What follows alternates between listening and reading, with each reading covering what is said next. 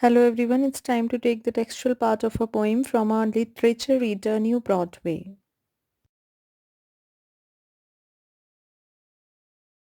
We are taking the textual part of the poem Ozymandias in this video. First question from the part understand, we have to fill in the outlines of the poem. These are not an exact line from the poem is given, means this is the meaning of that poem is given in the form of incomplete line and we have to complete those lines. So these are the lines. I'm telling you the meaning of these lines. The speaker once met.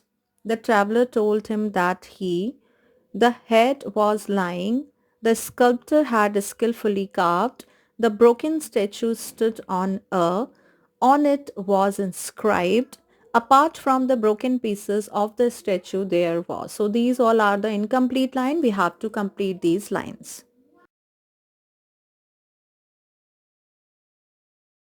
In this slide, I'll complete those lines. First line is the speaker once met a traveler from an antique land.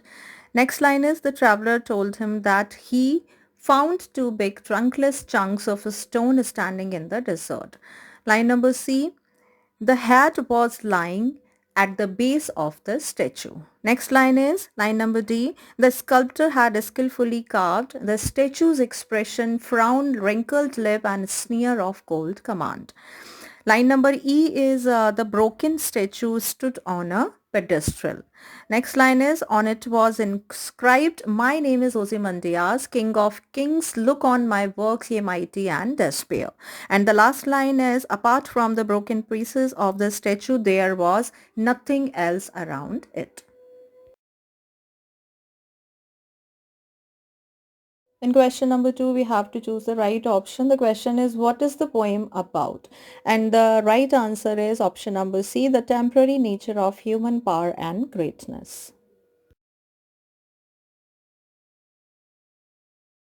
Question number 3 from the part info, the hand that mocked them, line number 8 of this poem. Do you think the sculptor knew what would happen to Ozymandias? How can you tell? The answer is the sculptor probably knew what would happen to the statue of Ozymandias. We can say this because as a sculptor he would have known how objects deteriorated over time. Also he had not painted the ruler in a flattering light, almost mocking him in the depiction as he knew it would not stand the test of time. So a sculptor had made so many other statues previously also, and he must have seen the condition of previously made statues, that how they broken with the duration of the time. So he was well known about this fact that the statue of this powerful king Ozymandias is also going to be deteriorated or destruct with the pace of the time. Question number 4, look on my works. This is line number 11 from the poem. What might have been Ozymandias's works? What remains of his work now?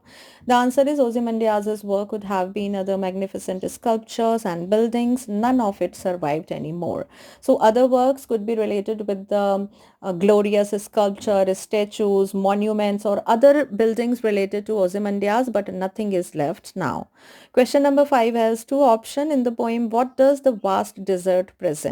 So the answer of option number A, the vast desert present the present state of the surroundings of the statue, means the statue was standing, nothing is left around here it except the vast desert. Next option is in the poem, what does the ruins of the statue present? So the ruins of the statue presents nothingness to which the king's empire had been reduced. Means with the pace of the time, nothing is left, whether it is related to a king or a normal person.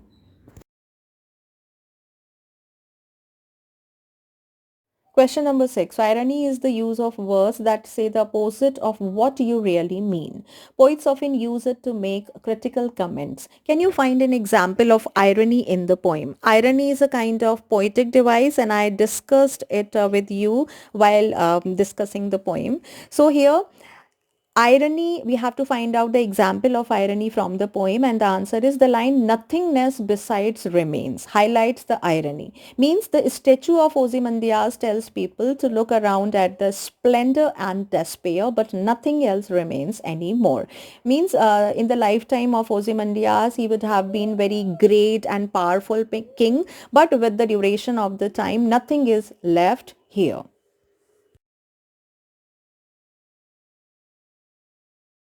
In next question, we have to write a paragraph on King Ozymandias using our imagination.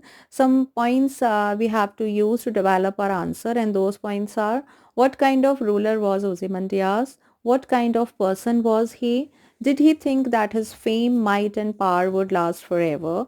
What did his subject think of him?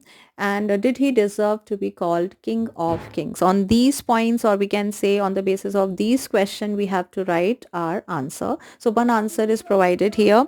Ozymandias seems to have been a despotic ruler. He seems to have held a very high opinion of himself and looked down on his people. Yes, he probably was vain enough to think that his fame, might and power would last forever. His subjects didn't think of highly of him. They may have feared him, but they also mocked him secretly for his grim demeanor, condescending attitude and a sneering expression. No, I don't think he deserved to be called King of Kings. He was definitely not the best king to have ruled. Despotic means a tyrant, or in Hindi we can call it Tanashah, who wants only his rules to be followed by all people. Means Tanashahi. Grim means serious. A demeanor is called a person who criticizes other person, and condescending attitude means when one understand himself superior than the other persons, and sneering means mocking or making fun. So Ozymandias was a tyrant ruler who criticized other rulers and regard his superiority only, and then the people in his kingdom regard him only in his presence. Because of fear, they respect him, but in fact at his back they mocked him, or having fun of him or making fun of him.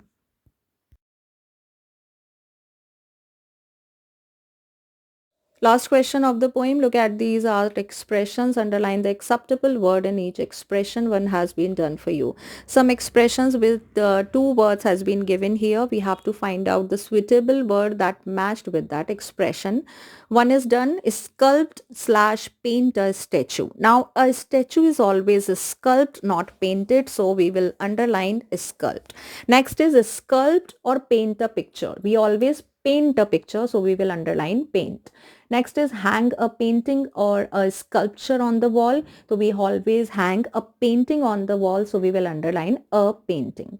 Next is install a painting, a sculpture in the museum. So what we install in museum? Obviously a sculpture. So we will underline a sculpture. Next, E, create, invent a work of art. So a work of art is always created, not invented. Invented is a kind of invention that is done by the scientist, right?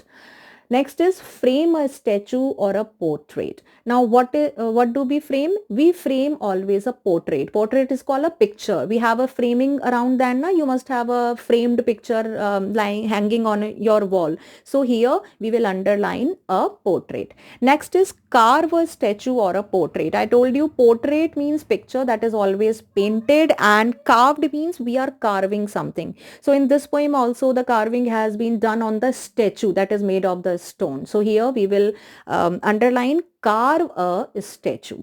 Next is preserve or hold great works of art. So we never hold the great works of art. We always preserve the great work of art, and that preservation is done most of the time in the museum.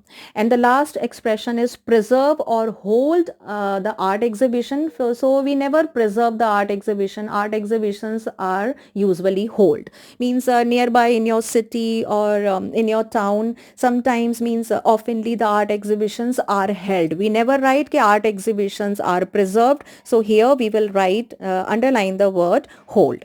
With this we have completed all the question answer of this poem. I'll come you with the next video.